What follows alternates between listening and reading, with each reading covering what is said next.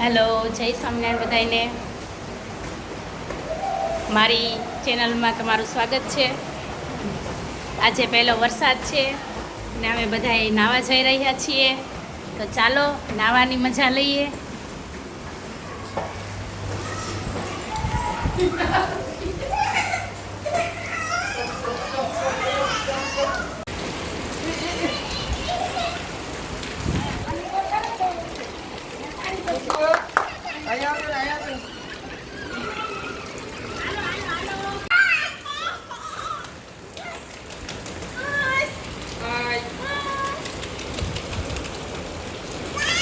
કેવી મજા આવે છે ને. તો